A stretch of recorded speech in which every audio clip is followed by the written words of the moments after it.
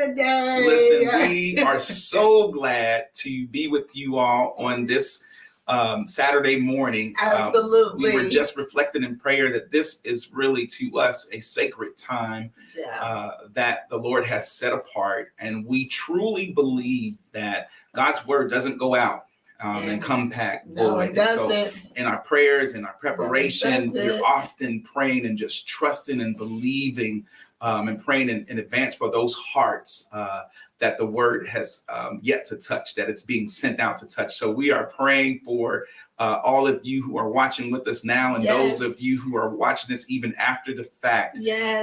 Just excited about what the word of God will set up and do in your lives. Whether you are on Facebook or YouTube, we are so excited to be gathering with you. We are here live and in person and so excited. Say hello as we come in. Oh, yeah. We are so, we are a community that really focuses on building community with each other, and we are a place where we lift each other up. Yeah, care for ourselves. And we care for ourselves. So that we can care for others. Absolutely. Absolutely. And so and building the culture. That's tenets of TLC. And so it means so much when you come in and say hello to each other. And we want to also acknowledge, if this is your first time gathering with the TLC community, just all you have to do is just type the first time in the chat box, whether you are chatting on YouTube or chatting on Facebook. Our greeters and our entire TLC community is so excited and anxious to say hello and to greet you. Absolutely. So we're so glad to be with you. Please, again, just let's welcome one another in. Don't forget to share. Yes, that's exactly what I was going to say. Please just share this conversation. You know what? In the virtual space, sharing is like bringing somebody with you. That's right. That's pretty much it. That's the equivalent to bringing somebody to church, what have you. So please. So we're going to get in the habit now, right, of making sure that we are always looking for ways to extend Christ to others, right? And so right now in our virtual space, we do that by sharing. And then even sometimes it might take a little nudge. It might take a little follow-up in a text message. We didn't do that this morning, but normally in the morning we have our list of individuals that we will text and just give them a friendly reminder that, hey, we're gathering this morning. So you all please do that. Share this conversation, send a text message, bring somebody with you to this sacred space of our gathering and our community. Yeah. So let's dive into jump this. Right into the word. We're so glad to welcome you all to Grace Reloaded Part 2. Grace Reloaded Part 2. And so we began this particular series last time where we had a rich conversation around how to give ear to grace. And, Keisha, it's so amazing as to how God will always, very often, he will just kind of affirm that this is the right vein. When he gives us messages. And I remember after, speaking about giving an ear to grace and just feeling led to come back and talk more about this topic because it's so complex, but yet it's so important in the lives of believers and so many benefits that grace can offer to any and every one of us, And so the next day we heard our senior pastor, Dr. Daniel Meyer, preaching. And it was just kind of a confirmation. And he simply said these words, which were so profound. He says, grace defies the gravity of life. And I was like, wow, what an awesome way of putting that. And that's just how important it is. He says, grace defies the gravity of life. So no matter what situations that we might face, and that's really what we've been trying to drive home in these particular conversations. So just a quick recap of last time. We covered 3 points. We covered 3 points, and the first point was embrace the mystery. And embrace the mystery of balance, right? It's about being saved by faith, being saved by grace through faith. And there's a balance between God's finished work and ultimately your work through faith, right? And so we talked about that. Then we said accept the work, right? That the grace mindset will enable us to lean into the work of our faith, right? That's right. And so, and it's through this faith. Yes. Yeah, we have a part in it in the journey, but we can receive the work of Christ, but be willing to put in the work of our salvation to work it out and all of its benefits, right? Yeah. So, and then that R was remember the gift. Remember the gift that despite our greatest efforts, it's still grace. Right. And that's the gift. It's still the gift of God. And regardless of how much effort we put in, the fact that you are even in position to put in work, to see your life transform is because of the grace of God. So it comes from God to begin with. And that was really the mystery around remembering, around the whole idea of giving ear to grace. Just type that for it's a gift. Come on, just type that. Grace. It's a gift. It's a gift, right? It's not something that we can earn. It's not something that you can work for. And we're going to talk about that a little bit later. You can work because of it. Right. But it's not anything that you can earn or do. Yes. It's just a gift that's been given to you. And that's part of the mystery, because on one hand, it's the work and the gift of God. But on the other hand, that gift gives us an opportunity, my God in heaven, to do the work. That's it. To improve our lives. So listen, let's go. Let's go. So today we're going to enter into our second installment of Grace Reloaded, and we're going to call this conversation Grace-Filled Relationships. Yeah. All right, let's talk about it. Grace-Filled relationships. Is anybody ready for this? Come on, are you all ready? I know I am ready. I'm sitting in a seat of expectation. You all do that too. Come on, pull from Holy Spirit this morning. That's right. Okay? Let's raise up our level of expectation to be able to draw what grace is saying today. Because as we even talked about on last time, really grace is always speaking. But yet it's our part and our job to give ear to grace. And so we want to really, as we consider this, Keisha, I want us to reconsider the definition of grace and ask the question, what would it look like to carry out relationships filled with grace? So as it pertains to our relationships, what would it look like to carry out relationships filled with grace? Can we be honest and just take a step? Like, relationships are complicated. They're complex, right? Because in those relationships, we bring ourselves. Yeah. And I don't know about you, but ourselves, we come with all of our historic, some of us, we have our historic baggage. We have our, Terrence talk about our unjustified expectations. Some of us are a little spoiled. We like things a certain way. Can we just be real? Like, we bring our full self into relationships. And when people don't naturally play into our narrative of how the way we think things are supposed to go, sometimes we can quickly get into our feelings and feel some kind of way. And then also what I kind of want to unpack a bit too, Keisha, is that a lot of times we also are conditioned by the context of our past, which causes us to operate and act in certain ways. But what we really need to begin to reflect on is, well, what does God say about it? And it's this constant journey of training and coming into alignment with what God says about it. So can we just talk about it today? Give us that definition of grace. Grace defined the freely given, unmerited favor and love of God. It's the influence of the Spirit of God operating in humans, right? Operating in us to regenerate, renew, restore, or strengthen them. So that comes back to our question. Yeah. What would it look like to carry out relationships with the freely given, unmerited favor and love of God? That's the first part. So we got to pause right here before we can even get to the second part of the definition. We first focus on what would it look like? What would it look like? Right. What would it look like? My God. Because see, we might have a certain way that we operate. Yes. But if we're giving ear to grace, we have to ask the question, what would it look like if our relationships were filled with the extension of, watch this, of undeserved favor? My gosh. Let me help you, that we readily receive for ourselves. That's it. And then we freely give to others. Yeah. My. Yeah. Because what I've learned is that if we're human, and we talked about in that second part of the definition that it's the Spirit of God that operates in humans. If we're human, it's easy to find ourselves in situations. Oh my God. Situations where we've made mistakes. My goodness. Situations where we just got something all the way wrong. Just wrong. Just wrong. Just off. Just didn't get it right.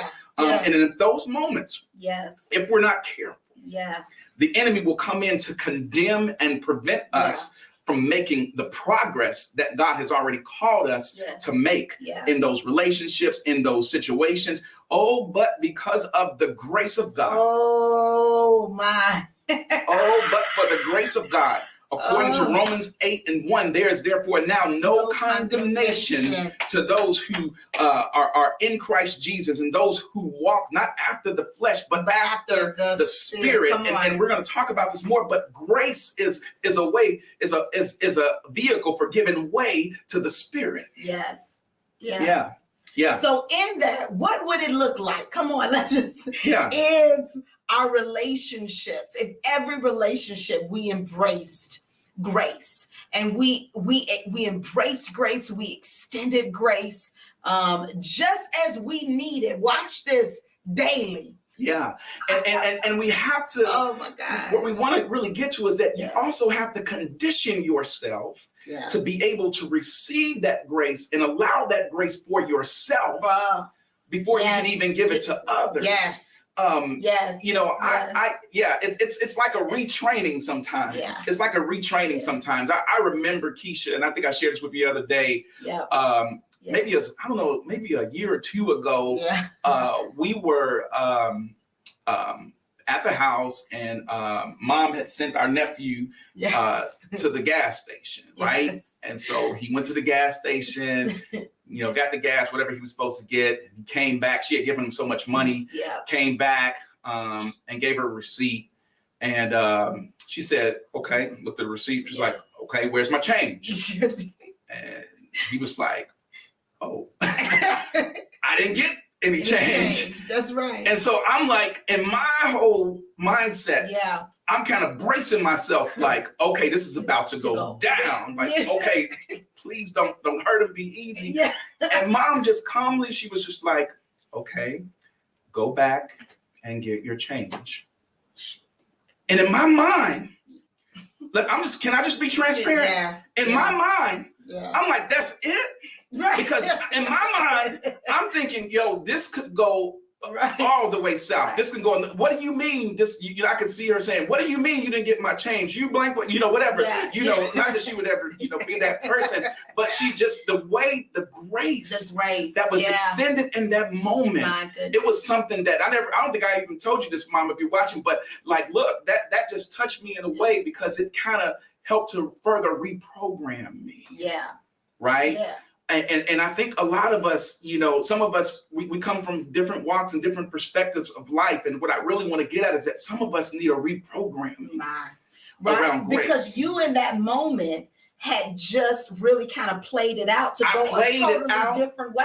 I'm like, this is gonna go, I'm like, it's like you mean to tell me you took money, you got gas, but you didn't get the change. What do you mean you didn't get your change? And we would have went down a road of just really of condemnation. A condemnation, exactly. That's what you're saying. And what I'm getting at, Keisha, is that I've trained myself, and I continue to train myself. The Bible, 1 Timothy 4:8 says that physical training is good, but training in godliness, my God in heaven, is so much better, right? And so I've learned to kind of train myself and reprogram and recondition myself because it ultimately plays out in how I interact with our girls. But what I've also learned, Keisha, in that journey, you have to also train yourselves and give yourself the space, as we talked about in past times, for grace. There it is. And that means you have to position yourself to be able to receive grace. And I'll just share this example and we can reflect on it just this week.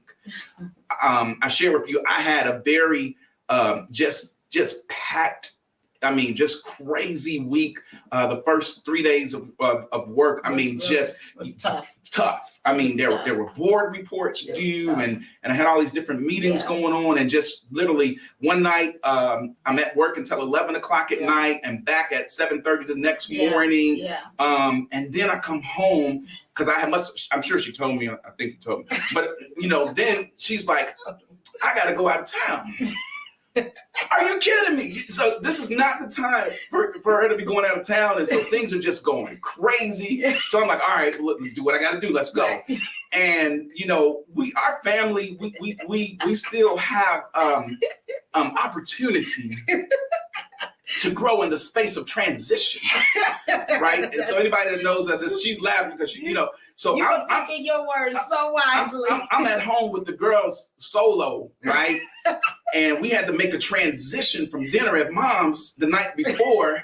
But see, I had to handle things in the morning on my own. Yeah. And so in that morning, we got them in the bath and all of that and everything ready to go. This is real talk. Can we just talk about life, people? Oh my God. So then that morning comes and nobody wants to move.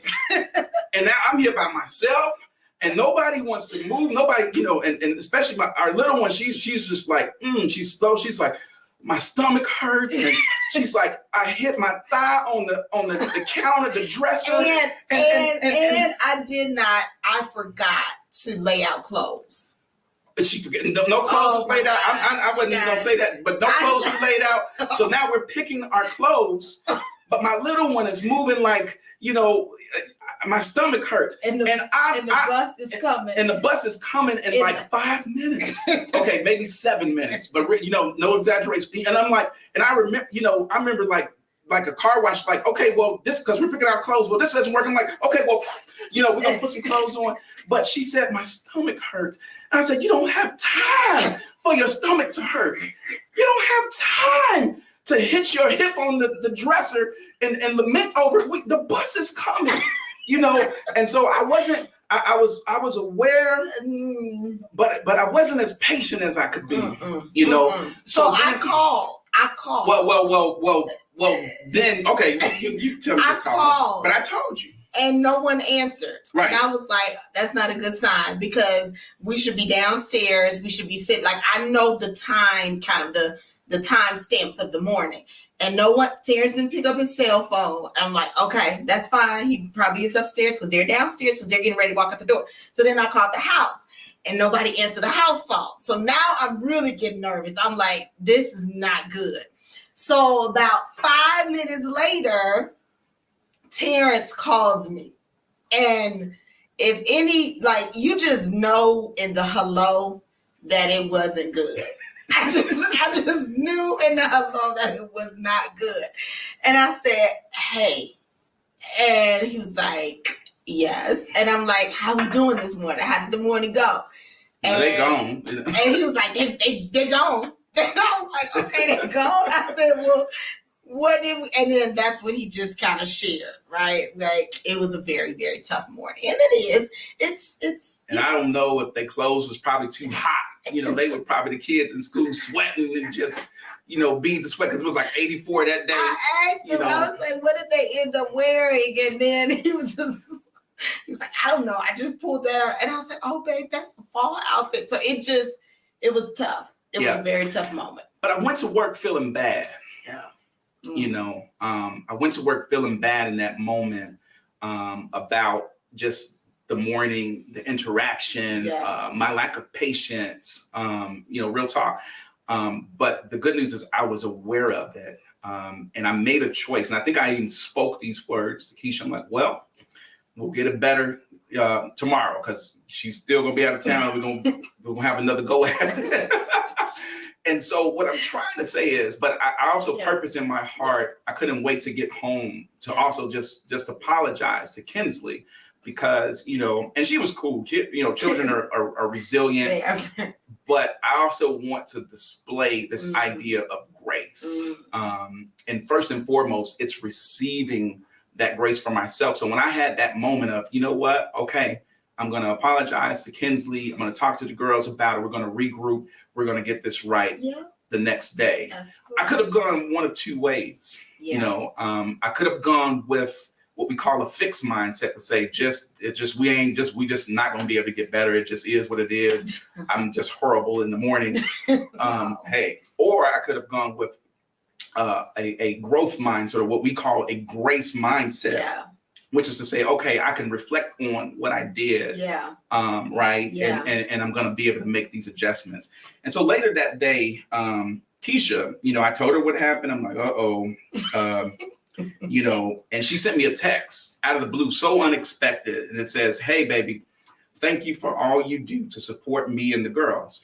I love you. Kissy face. And it says, and appreciate you. Have a super day. And so in that moment, I was able to even receive that grace that she extended. And I just said, thank you. Don't feel like I deserve it. Here's key. Yes. That today, but I appreciate and receive the grace and am reminded to extend it to myself. Yeah. I don't think that I deserve it in that moment. Yeah, that was so good. Because of my performance of the day. Yes. I didn't necessarily deserve so good. A thank you. Yeah. I didn't feel like I deserved a thank you, you know, for supporting, because I didn't get it right, you know. But the mindset to be able to receive this grace for myself, the mindset to be able to retrain even in those moments when I'm looking at how my mother in love reacts to my nephew, to be able to retrain and say, no, there's grace. There's grace. And grace covers the gravities of life. Yes. You know, there is grace, and grace gives us. I don't want, you know. Because it's freely given. Yeah. And it's unmerited, right? Meaning it's not based off of merit. It's not based off of what you've done. Yeah. So in that moment, to be able to say, man, and you did, like I said, babe, thank you for all that you do. And sometimes that gives us an opportunity for us to support others in receiving grace for themselves. Oh my goodness. Yeah. We are able say that again. We are able to support and be supporters and be igniters. Oh my goodness, to be igniters for someone else to receive grace. And particularly when you see someone, man, feels like they've come short or feel like they didn't make it. And I could tell in my husband's voice that morning that it was like, man, I was sharp. I kind of told Kinsley she didn't have time to have a stuff. Like all of those things. You don't have time. Instead of embracing her, instead of saying, man, babe, do you think you need to go to the potty? Do you none of that? But in that moment, there was still an opportunity that I saw to say, you know what, despite that, thank you. Despite that, I appreciate you. And as he said in his text, I don't feel like I deserve that, but I'm going to pause and accept grace for myself. So who am I talking to on today? We have to first recognize and be able to receive God's grace, for ourselves. It starts with that. And I know we're going a little bit ahead of ourselves, but again, it starts with receiving grace for ourselves. When we receive it for ourselves, then we are better in position to be able to give it to others, be able to usher others, be able to lift others up for them to then have an opportunity to receive the grace of God. Oh my goodness. And again, you know, what she did in that moment, because you see, when we choose that grace mindset, when we choose the latter, we allow grace to speak into our lives. Yeah. And special opportunities are created. Yes. Yeah. Because in these moments, let me help you. In these moments, so good. Bonds are strengthened. Yes. In these moments, yokes are broken. My God. In these moments, the freedom and the openness of life are ignited. In these moments, we speak and release life. Words. You see, when you receive grace for yourself, you can speak life. When you speak words of grace over others, you release words of life. And the power of life and death are in the tongue. Yes. But a grace mindset affords us the opportunity to practice activating in our relationships the gift of God that defies the gravity of life. I just said something.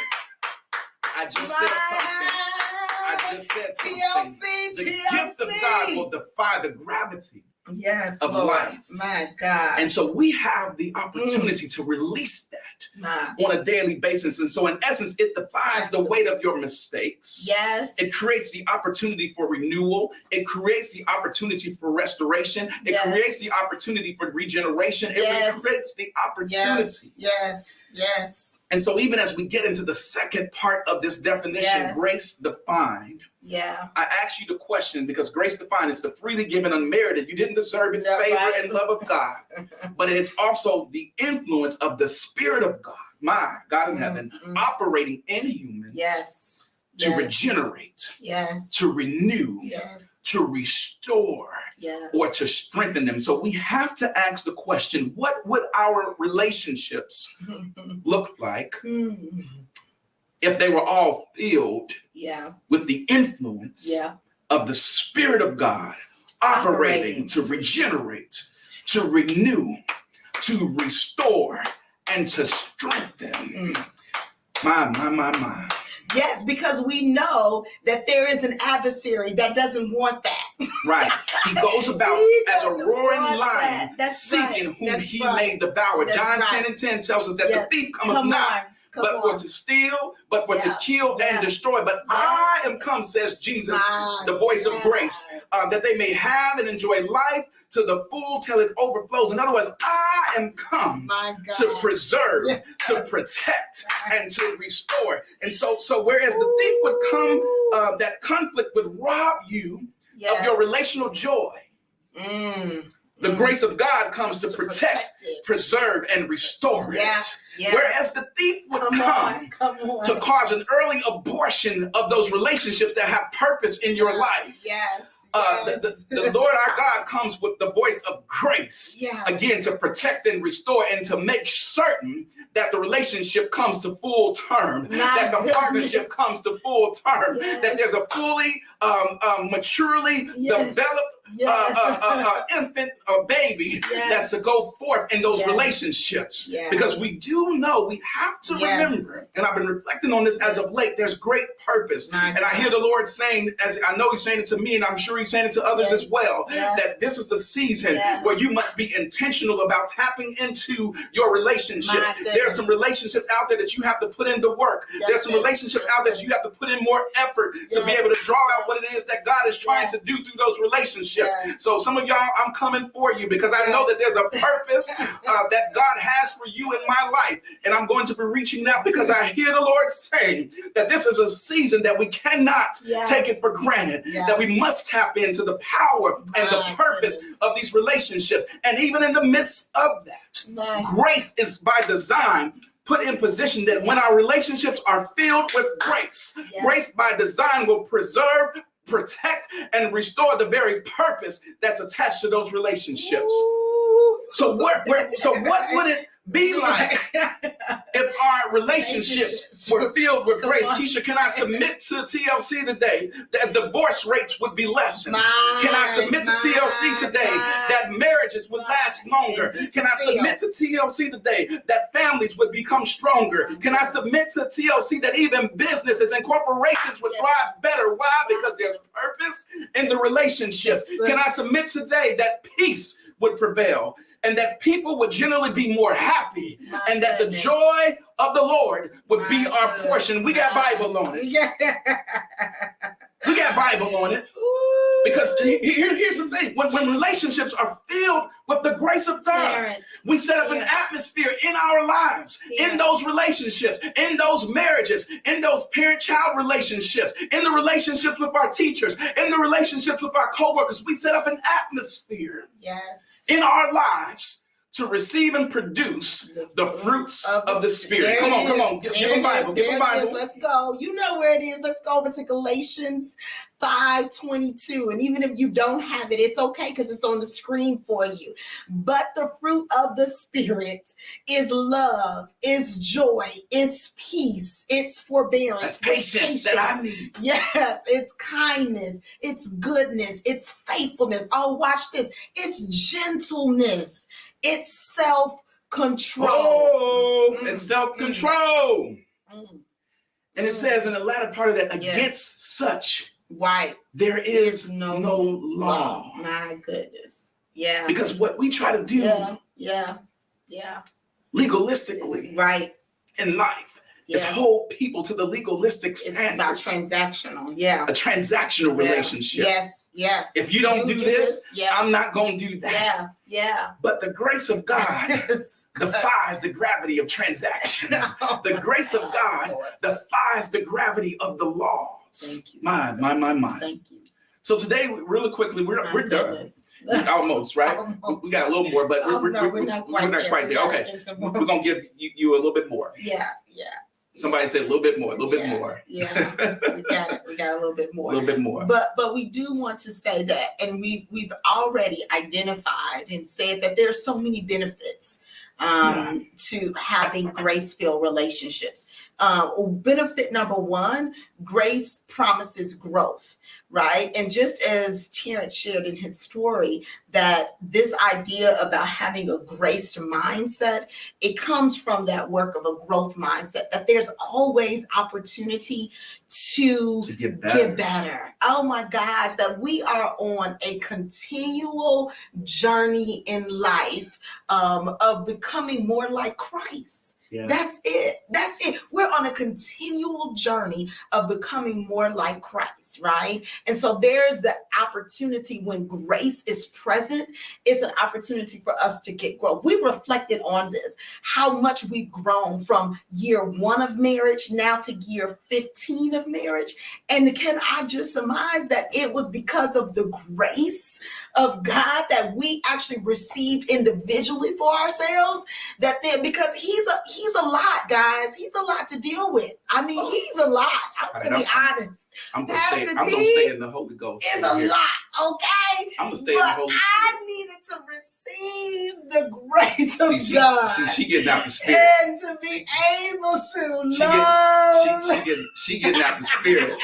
She getting out the Spirit. All of benefit number 2. So for these 15 and a half years. But if you think about it, now, I was even reflecting over my friendships and how grace has allowed us to adapt even as life happens and things happen, and at different times, you having to receive the grace of God in order to help foster friendship as children, right? As children grow and develop.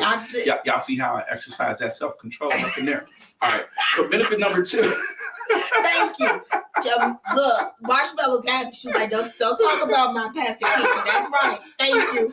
Thank you. I got my people on standby too now. They ain't gonna let. All I said was y'all see how I exercise. I didn't say nothing about what you were saying, but y'all know some of you all are in relationships, and it was nothing but the grace of God that has sustained and kept. Come on, that God's people are precious. And oh my goodness, we work with some precious people, and it is God's grace that allows us. And guess what? We have the opportunity really to minister to them through our relationship. I remember just this last week, one of my coworkers came to me and shared, there was a little mistake that was made. And I said, okay. I said, so let's unpack that and let's think about how we can avoid that to happen again in the future. Mm-hmm. And we had a great conversation. He left out of my office. Do you know, later on that day, he came back to my office and he said, you know what? He's one of my assistant superintendents. Yeah. He said, I want to get the other, the associate superintendent. I want him to come in because I want him to hear what I'm about to say. So called him into our office, and we were sitting there, and I was sitting there like, okay, what is he going to say? And he said, I want to say this in front of Dr. Grins. He said, earlier today, I came to Dr. Campbell, and I said this, this, and this. And her response to me was, okay, so let's think about that. And let's think about how. And he went on to say, he turned to his colleague. He said, let's play how that would have played out if it was somebody else. I'm not going, if it was somebody else. If it was somebody else, how would that have played out? And they went on, like, oh my God, that would have, profanity would have been used. He was like, it might have would have caused, we've had chairs thrown, and the anger, right, which goes against the fruit of the Spirit. That's of right. That being peace and patience and love. And they couldn't name it. Okay, they couldn't name it, but what actually that was an opportunity where I extended grace. and I extended the love of God.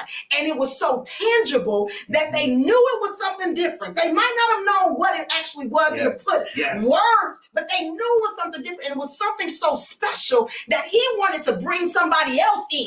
Right.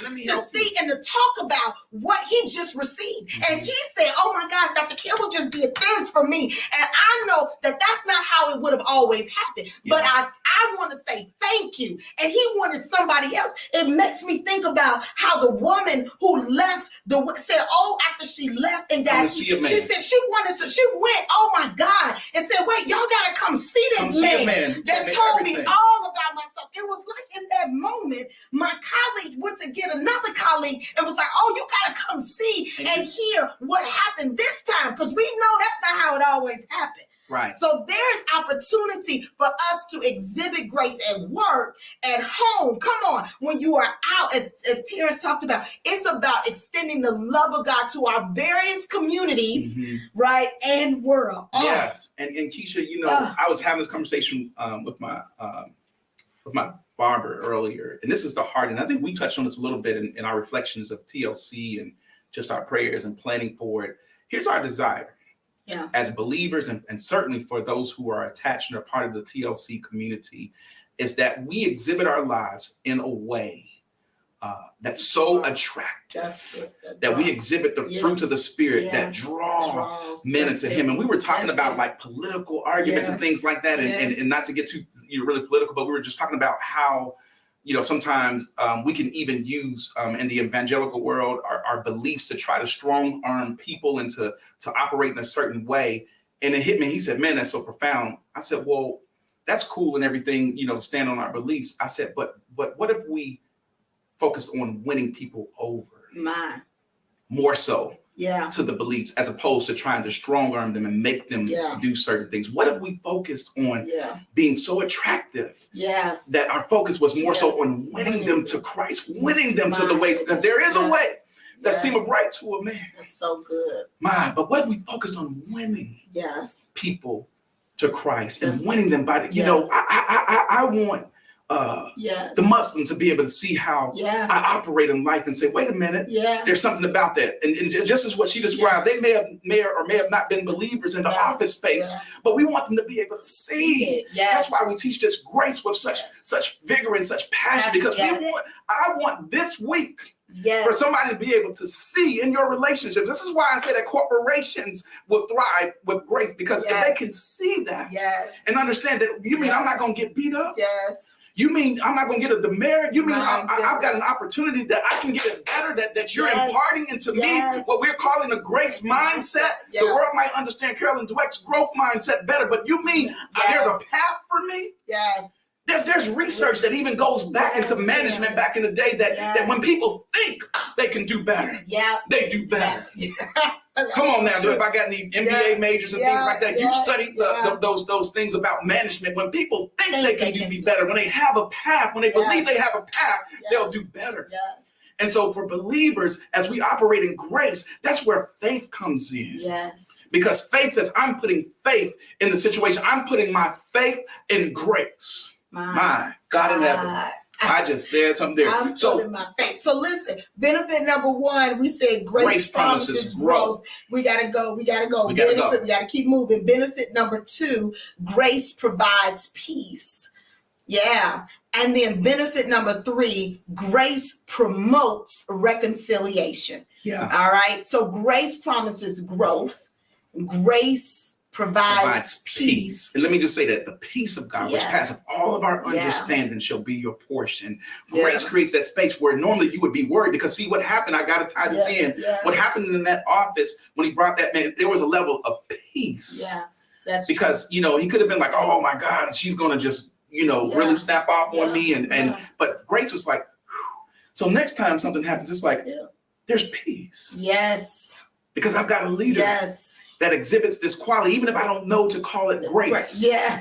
Yes. I have a leader that exhibits this quality that makes me feel at peace and makes me want to work for them. Yes. And makes me want to get it right. Come there on, I didn't mean to slip into a leadership lesson, but that makes me want to work. That makes me want to get it right. Come on, this is the heart of our leadership. This is what we desire to see across the TLC organization. So good. Yeah. So grace provides peace, and then it promotes reconciliation. Yeah. Yeah. Okay. Let's go. Let's go. So now, from a practical, somebody said a little bit more. A little bit more. We got give us 10 more minutes. 10 more minutes. All right. So thinking about, we want to just share 3 ways to feel your relationships with grace. How do we do it? So what's the how? How do we do it? Okay. We've elevated the why it's important. We elevated the benefits of it. Right. That's the why. But now let's transition to the how. All right. So number one. It's self-reflect. Yeah. Receive and give grace. Yeah. Self-reflect. Yeah. Receive, give. Reflect, receive, give. Reflect, receive, give. Reflect, receive, give. And what I mean by that, and we've already kind of talked through this, but in those moments, just as I had to reflect and give myself, receive the grace. Yeah. And for myself, and then to purpose in my heart to give it to others. It reflects, so even next time when I'm interacting with Kinsley or Caitlin or whatever the situation is, because I reflected, because I've been able to receive it for myself. Right. I'm now in position to give it to others. Philippians, we got Bible on this. Philippians 2, and beginning at verse 5, it says, "Let this mind be in you, which was also in Christ Jesus, who being in the form of God, thought it not robbery to be equal with God, but made himself of no reputation, and took upon him the form of a servant, and was made in the likeness of man, and being found in fashion as a man, he humbled himself and became obedient unto death, even the worst possible kind of death of the time, on the cross."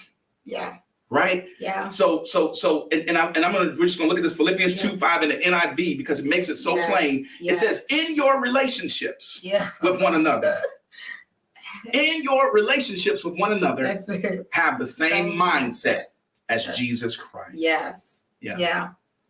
There was humility that was at play. And was present. Right? Yeah. Humble and understand, and that's the thing why we talked about self-reflect and receive the grace. Be humble enough to say, first of all, acknowledge that we need his grace. Yeah. Okay? And we need it daily. And if we need it, oh my gosh, then if I need it, then maybe others need it too. Yeah. Just a thought. If I need it, Lord, no. Maybe she needs it. And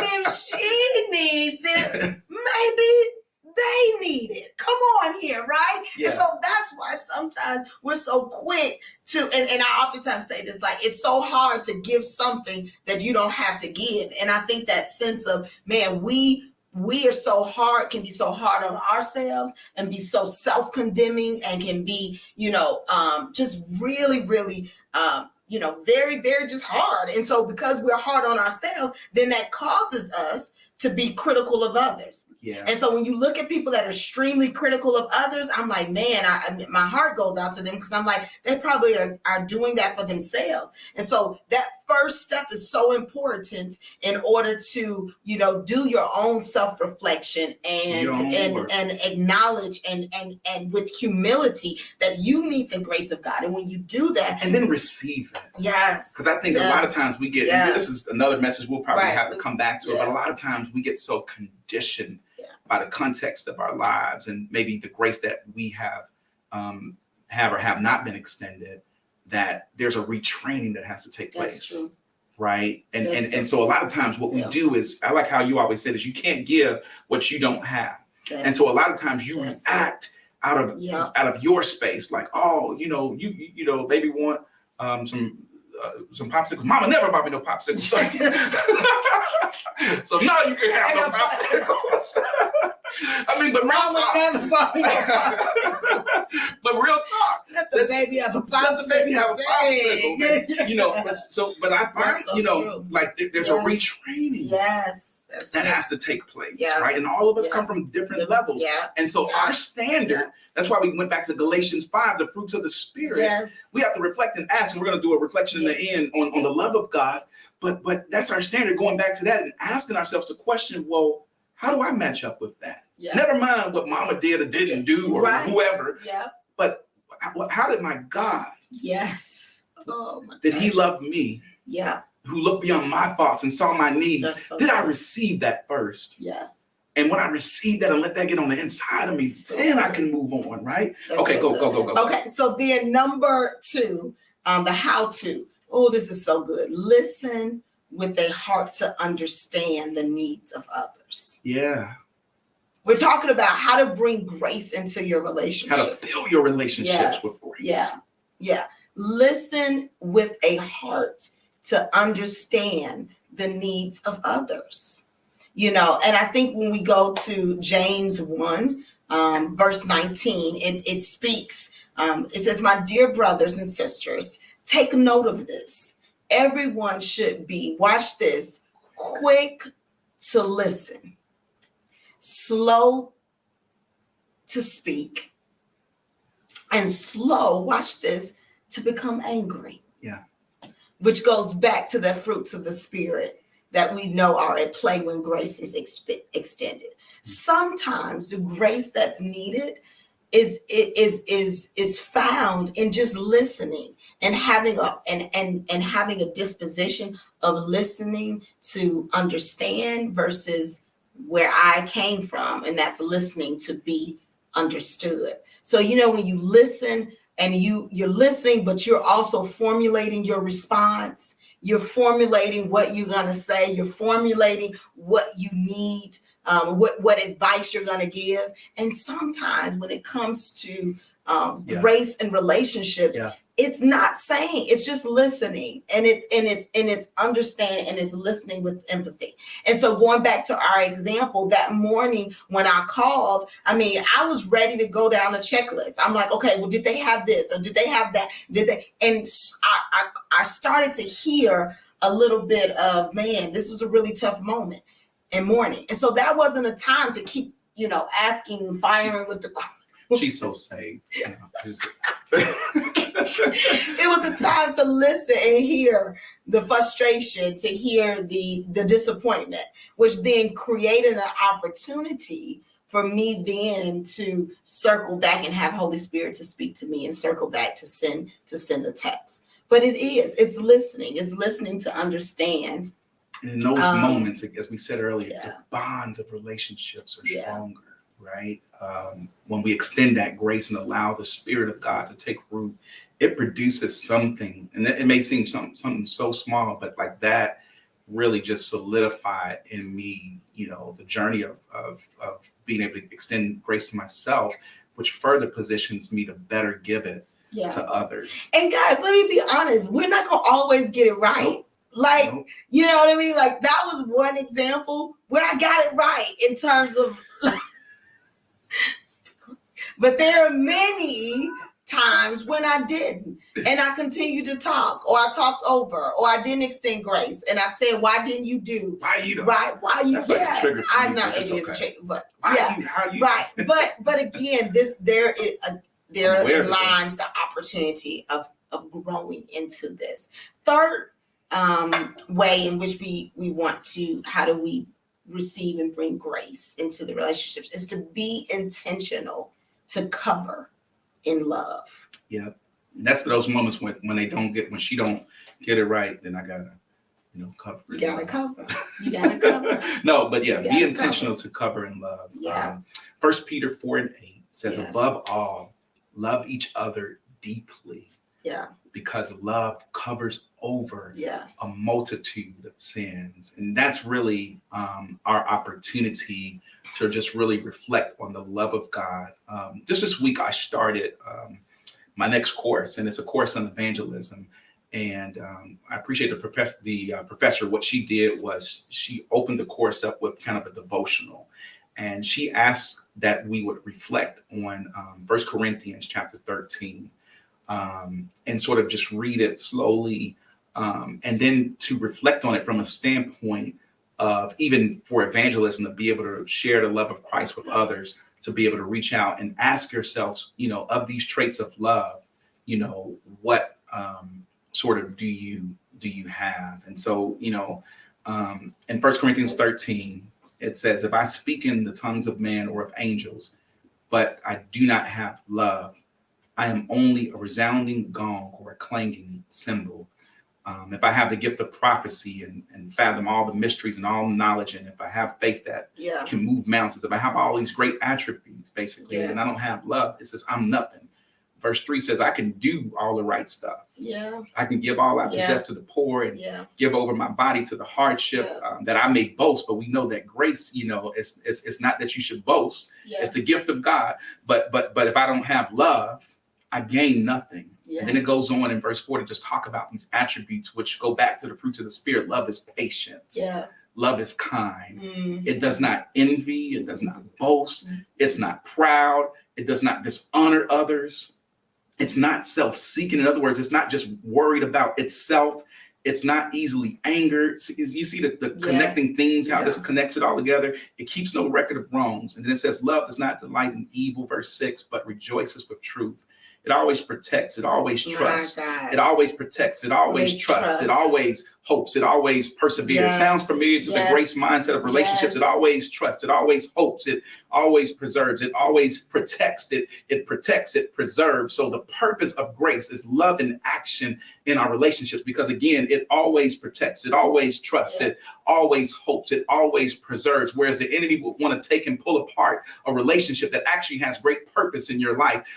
When the love of God is operating through grace, it's going to always trust. It's going to always hope. It's going to always preserve and persevere for the relationship to continue. Love never fails. Never fails. Oh my gosh. Love never fails. In verse 8, it says, but where there are prophecies, they will cease. Where there are tongues, they will be stilled. Where there is knowledge, it will pass away. But for we know in part, we prophesy in part, but when completeness comes. Love brings completeness. What is in part disappears. Yes. And then it just goes on to talk about how when we grow up. But at verse 13 says, and now these three remain: faith, hope, and love. But the greatest of these is love. That's it. And that's ultimately what operates. That's ultimately the spirit behind grace. That's it. Is the love of God. Yes. That's the spirit behind grace. So let's. So listen, TLC, this has been such a very full conversation. I hope you've been blessed as we have. We have some homework. We have some work that we want you to engage in with us this week. In our homework, our reflection questions. Reflection question number 1: reflect on God's grace towards you and how you interact with relationships. So again, going back to that ability to reflect on God's grace towards us, to receive that, and then how does that play out in our relationships? How should it impact the way that you receive? Have you received it? Have you received it? Where do you need to receive it? Maybe this time it's just really stopping right there. Maybe that's what we might just get as far as just receiving right there. It. Have I received it in certain areas? How is it causing me to process? That's why we say, how does it impact the way you should interact with others? But maybe it's dealing with you there in that moment. The second question we want you to reflect on: what relationships would you like to see improve the most? Yeah. And then thinking about the responsibility that you, not about them, not what we want them to do, not what we want them to change, but what relationship would you like to see improve the most? And how can I begin to extend grace as it relates to that relationship to start that reconciliation or mending process? And then last, how can you remember and just share the gift of grace with others? Right? Just think about that this week. Intentionally and purposefully extend the grace, the love of God with others. TLC, this has been a phenomenal time of gathering today. And we thank you again. We don't take it lightly. We thank you for being here with us. But also, please make sure that you share this conversation with others. You might need to tell somebody. You might actually need to, thinking about that person, say, hey, I'm a work in progress, and I want to just share a word with you that I received today. And I think this is going to help us on our journey. That's right. Together. But listen, if you haven't done so, we always invite you to stay connected, stay plugged in. I think that information is shared with you on the screen of texting the letters TLC to the number, as well as if you want to rededicate your life. If you haven't gotten saved, if you haven't received the ultimate gift of love and grace, it starts with salvation. And so to do that, we'll walk you through that process. We have so many ministers that are waiting to just walk alongside you. You would just type the word light, LIGHT, again to the number that's shown on your screen, 630-686-7665. With that being said, TLC, it has been an amazing time of fellowship and community today. Amen. And we look forward to being right back here, same place, same time. In 2 weeks, we will gather on October 16th at 10 a.m. again on Facebook and YouTube. Have a wonderful Saturday. Happy Saturday. Enjoy some time and enjoy the relationships that God has blessed you with. We'll see you soon. All right. We love you, TLC. Next time.